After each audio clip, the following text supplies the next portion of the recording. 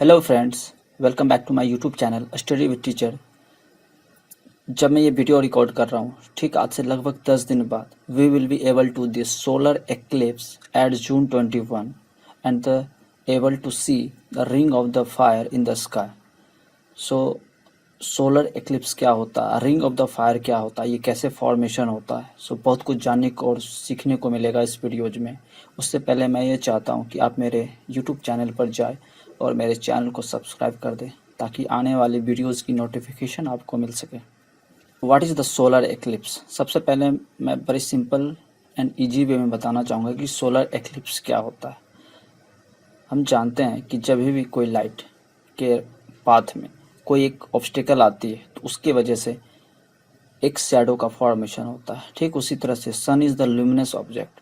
सन की खुद की अपनी लाइट है, जिसकी वजह से ये जो लाइट थ्रो करती है अर्थ पर, उसके बीच में अगर कोई सेलेस्टियल बॉडीज लाइक मून अगर आ जाती है, एक ऑब्स्टिकल आ जाता है, तो उस वजह से अर्थ के कुछ हिस्सों पर शैडो का फॉर्मेशन होता है। और इस फेनोमेनन को क्या बोलते हैं? सोलर एक्लिप्स बोलते हैं। ये सोलर एक्लिप्स तीन तरह के हो सकते हैं: total solar eclipse, partial solar eclipse and annular solar eclipse. अब ये समझते हैं कि टोटल सोलर एक्लिप्स क्या होता है। The disc of the sun is fully obscured by the moon. अगर सन को पूरी तरह से ये कवर कर लेता है मून, तो हमें सन पूरी तरह से दिखता भी नहीं है। ओके, तो this condition is called the total eclipse. उसी तरह से अगर पार्शली कवर करता है तो this condition is called the partial eclipse. The moon blocks only part of the sun's disc. इसमें ये सन की कुछ पार्ट ही दिखती है, 1/4 पार्ट, 3/4 पार्ट। अब समझते हैं कि what is the annular solar eclipse और ये कैसे फॉर्मेशन होता है। एनुलर सोलर एक्लिप्स का फॉर्मेशन होना, उससे पहले हम थोड़ा सा बेसिक समझते हैं कि क्या होता है।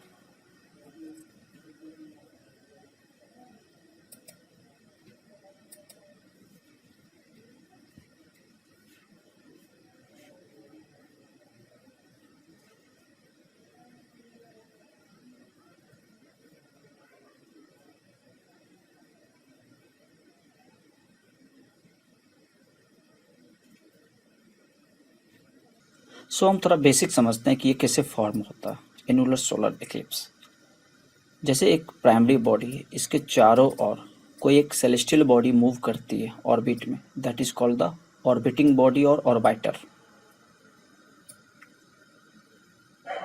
जब भी ये ऑर्बिटर अपने प्राइमरी बॉडी से काफ़ी फार्देस्ट पॉइंट पे होती है, या फिर ऐसा कंडीशन भी आ सकता है कि वो नियरेस्ट हो सकती है, तो that two extreme points is called the apsis, और इसका जो प्लूरल फॉर्म है एप्सिड्स होता है।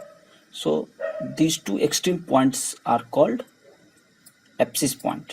ओके, तो periapsis point the distance from the primary body to the orbiting body when it is nearest. जब ये प्राइमरी बॉडी से ऑर्बिटिंग बॉडी की जो डिस्टेंस है वो काफ़ी क्लोजेस्ट होती है, तो that point is called the periapsis. और जब प्राइमरी बॉडी ऑर्बिटिंग बॉडी से फार्देस्ट पॉइंट पे होता है, तो that point is called the apoapsis point. Apoapsis point, चूँकि हम जानते हैं कि कोई भी सेलेस्टियल बॉडीज प्राइमरी बॉडी के अराउंड जब रिवॉल्व करती है, मूव करती है, तो वो सर्कुलर पाथ में मूव नहीं करती है, वो एक इलिप्टिकल पाथ में मूव करती है, जिसकी वजह से ये दो कंडीशन आते हैं, दो एक्सट्रीम कंडीशन आते हैं, farthest point and the nearest point. जैसा कि आप यहाँ देख सकते हैं कि ये पेरी एप्सिस कंडीशन है और ये एपो एप्सिस कंडीशन है। ये एक सेलेस्टियल बॉडीज है जिसके चारों ओर, ये एक सेलेस्टियल बॉडीज, ये एक प्राइमरी बॉडी है और ये एक ऑर्बिटर है जिसके चारों ओर ये मूव कर रहा है। ये सबसे क्लोजेस्ट इसका डिस्टेंस है, that condition is called the periapsis condition या पेरी एप्सिस पॉइंट।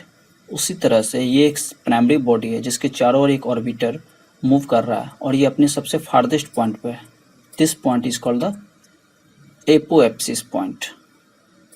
अगर मून और अर्थ के कॉन्टेक्स्ट में अगर बात करें तो पेरी एप्सिस की जगह पेरीजी यूज होता है और एपोएप्सिस की जगह एपोजी का यूज किया जाता है। जी जो है सफिक्स अर्थ के लिए यूज किया जाता है, और हेलियन का जो यूज किया जाता है वो सन के सफिक्स के लिए यूज किया जाता है। सो यहाँ पे perigee is the point of orbit closest to the earth is called the perigee, और एपोजी क्या होता है, the point farthest from the earth is called the apogee. यहाँ पर जैसे मैं अगर ये होस्ट है प्राइमरी बॉडी और ऑर्बिटर मूव कर रहा है तो इसके लिए the farthest point is called apogee और इसका नियरेस्ट पॉइंट क्या कहलाएगा, पेरिजी। उसी तरह से सन और अर्थ, सन अगर होस्ट बॉडी है मीन्स प्राइमरी बॉडी है, उसके चारों ओर ऑर्बिट में अर्थ रिवॉल्व कर रहा है, तो इसका जो फार्देस्ट पॉइंट आएगा सन और अर्थ के बीच में, that point is called the aphelion, और जब ये नियरेस्ट पॉइंट होगा तो that point is called the perihelion.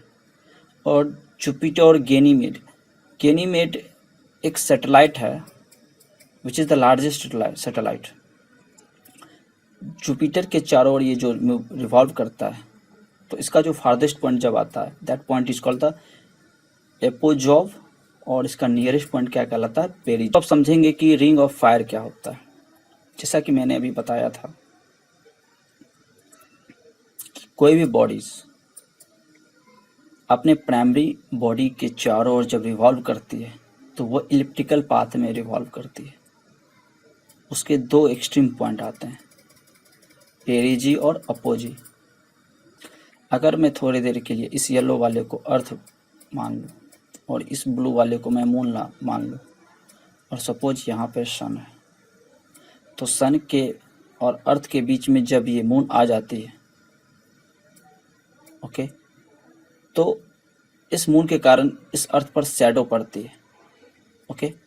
इस वजह से एक एपोसिस या एपोजी की जो कंडीशन आती है उसमें ये मून पूरी तरह से सन को कवर नहीं कर पाता है, पूरी तरह से सन को कवर नहीं कर पाता, वो इस तरह से दिखता है और इसका आउटर रिम ओनली दिखता है। That condition is called the ring of the fire. So हमें इस तरह से दिखता है रिंग ऑफ द फायर। आप इस वीडियोज में देख सकते हैं इस तरह से रिंग ऑफ फायर। जैसा कि देख सकते हैं आप यहाँ पे ये पार्शियल एक्लिप्स है, पार्शियल सोलर एक्लिप्स। नाउ ये जो कंडीशन है टोटल एक्लिप्स की, इसमें आप देख सकते हैं रिंग ऑफ द फायर दिख सकता है आपको। Now this is the condition of again partial eclipse.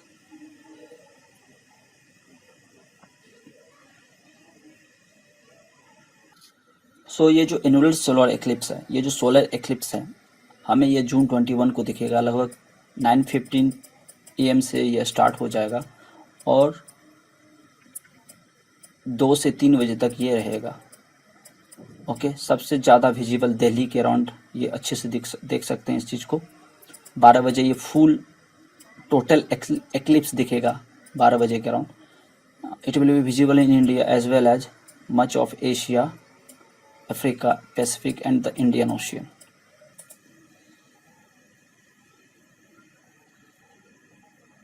ये अफ्रीकन कंटिनेंट में दिख रहा है यहाँ पे शैडो। नो ये इंडिया में दिख रहा है, दिल्ली के अराउंड ये दिखेगा।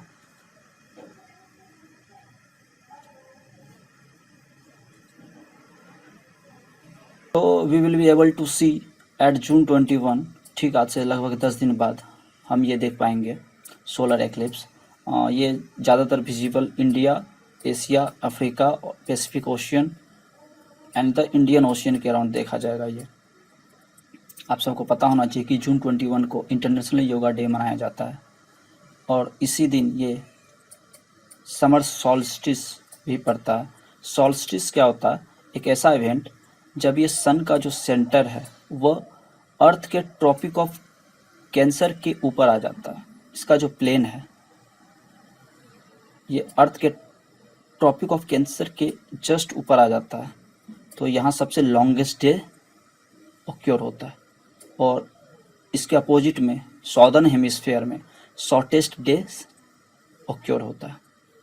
उसी तरह से विंटर सॉल्स्टिस में सन का जो सेंटर है वह पूरी तरह से ट्रॉपिक ऑफ कैप्रिकॉर्न के ऊपर आ जाता है। So this is the condition of the solstice condition. So this is the event of solstice.